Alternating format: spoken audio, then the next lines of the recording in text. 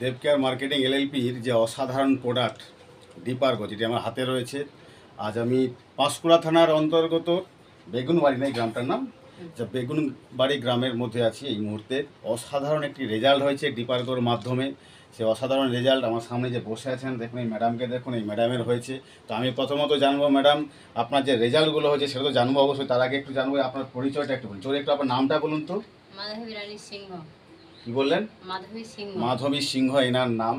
এনার দুর্ধর্ষ রেজাল্ট হয়েছে। সেই রেজাল্টটা আমি আমার মুখে বলবো না, আমি চাইবো যে ম্যাডাম নিজের মুখেই সেটা বলুক। তো আপনার সমস্যা কি কি ছিল বলুন তো।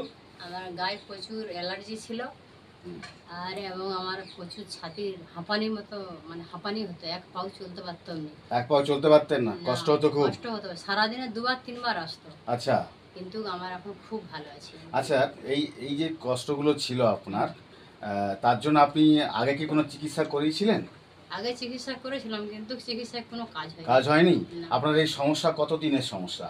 অনেক দিনের, বহুদিন, আয় 10 বছর 12 বছর। 10-12 বছর?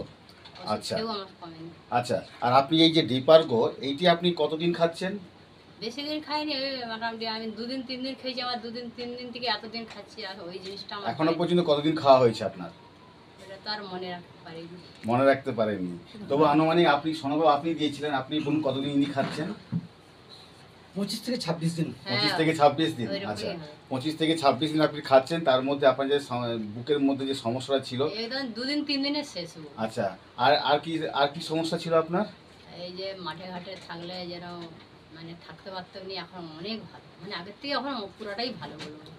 আচ্ছা, আর আপনার আর একটা রেজাল্ট আপনি আমাকে বলেছিলেন, যেটা হচ্ছে কি অ্যালার্জির যে সমস্যা ছিল। অ্যালার্জিটা নেই, কিছুই নেই এখন নেই? না, একদম শেষ।